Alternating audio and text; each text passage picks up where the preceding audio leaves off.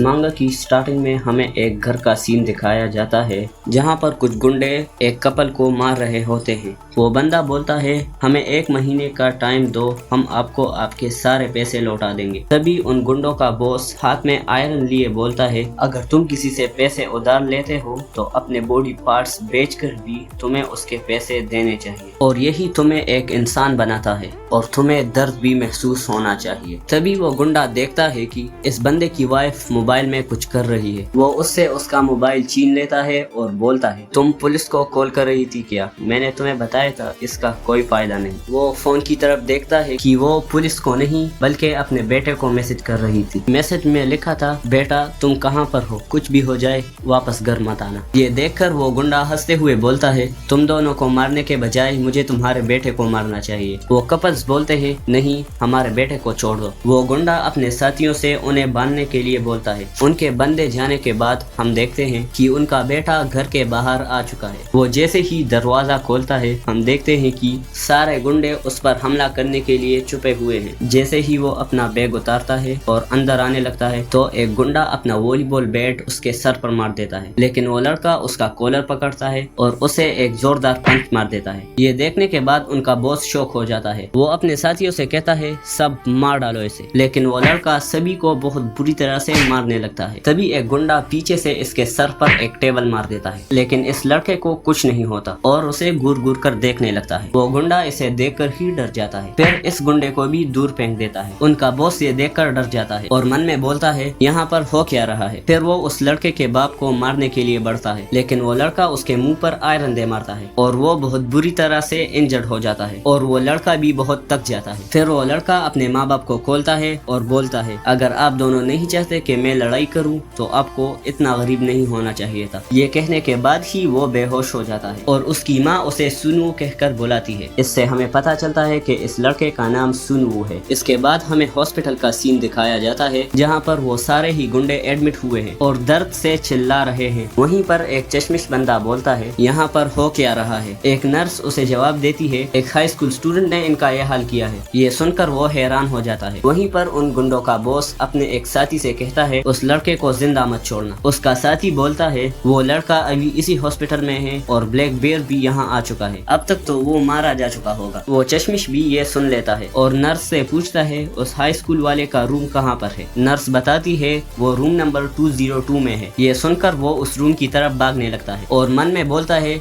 अगर वो black bear है जो मैं सोच रहा हूँ तो वो इस पूरे एरिया का टॉप फाइटर है। वो रूम नंबर 202 के पास पहुँचता है, शीशे से झांक कर देखता है कि ब्लैक बेयर और सुन वो आमने सामने है। ब्लैक बेयर बोलता है तो मुझे तुम्हें मारने के लिए कहा गया है, पर तुम तो एक छोटे से बच्चे हो लेकिन बड़े इंटरेस्टिंग भी हो क्योंकि तुम मुझे देखने के बाद भी बिल्कुल नहीं डरे, इसलिए मुझे तुम्हें दिखाना ही होगा कि असली डर क्या होता है। और इसी के साथ चैप्टर 1 एंड हो जाता है। फाइटिंग वार चैप्टर नंबर 2 की स्टार्टिंग में हमें दिखाया जाता है ब्लैक बेयर सुनु से कहता है तुम काफी इंटरेस्टिंग हो क्योंकि तुम मुझे देखकर भी डरे हुए नहीं लग रहे, शायद मुझे तुम्हें सिखाना होगा कि असली डर क्या होता है। ब्लैक बेयर उसे एक झापड़ मारने वाला होता है पर सुनु उस पर एक पंच थ्रू करता है, पर इससे पहले ब्लैक बेयर इसे एक जोरदार झापड़ लगा देता है और सुनु को जमीन से चिपका देता है। वहाँ पर चश्मिश बोलता है जैसी उम्मीद थी। ब्लैक बेयर कहता है बच्चे भले ही तुम कितने भी पागल क्यों ना हो, अगर तुम मुझ पर सीधा हमला करते हो तो मैं तुम्हें नीचे गिराने से खुद को रोक नहीं पाऊंगा। अगर तेरे पास कुछ नहीं है खोने को और तू डरता भी नहीं है तो तू मारा जाएगा। फिर ब्लैक बेयर देखता है कि सुनु उठ रहा है। वो उठते ही कहता है तुम ऐसे लड़के से कुछ ज्यादा ही बात कर रहे हो जिसके पास कुछ नहीं है खोने को। फिर ब्लैक बेयर हंसते हुए बोलता है कि बढ़िया, यही चीज जान लेने को और भी मजेदार बनाती है। चश्मिश बोलता है क्या ब्लैक बेयर उसे सच में मारने वाला है? मुझे इसे अभी रोकना होगा। यहाँ पर ब्लैक बेयर जैसे ही सुनु को मारने वाला होता है तभी सुनु उसके अटैक से बचता है और स्विंग होकर उसे एक किक मार देता है। चश्मिश भी ये देखकर शॉक हो जाता है। हम देखते हैं कि ब्लैक बेयर को बहुत चोट आई है। चश्मिश सोचता है ये कैसे हो सकता है, मैंने कभी ब्लैक बेयर को हारते हुए नहीं देखा, लेकिन हम देखते हैं कि ब्लैक बेयर ने खुद को जमीन पर गिरने से बचा लिया। चश्मिश सोचता है हाँ ऐसा हो ही नहीं सकता कि ब्लैक बेयर जैसा पूरी कंट्री में फिजिकल किंग के नाम से जानने वाला इस तरह से हार जाए। ब्लैक बेयर सुनु से कहता है क्या तुम्हें सच में लगा कि मैं एक हाई स्कूलर की लात खाकर गिर जाऊंगा? जैसे ही वो یہ بولتا ہے سنو اسے پنچ کر دیتا ہے، پھر اس کے منہ پر لگاتار پنچز مارنے لگتا ہے۔ چشمش بولتا ہے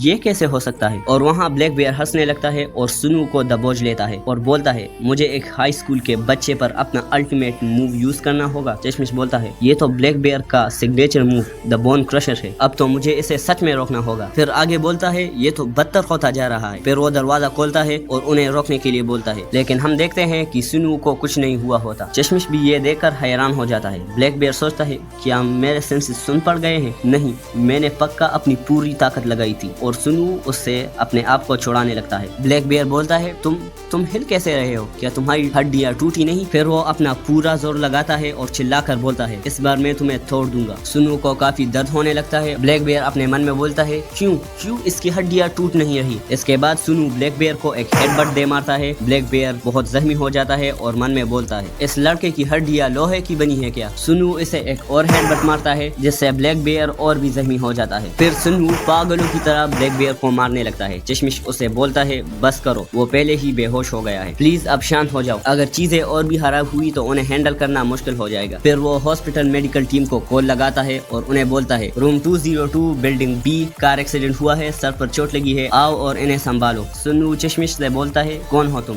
کیا تم بھی انہی لوگوں کے ساتھ ہو؟ چشمش بولتا ہے جو بھی ہو، میں تو تمہارے ساتھ ٹیم اپ کرنے کا سوچ رہا ہوں۔ سنو بولتا ہے یہ تم کس بارے میں بات کر رہے ہو؟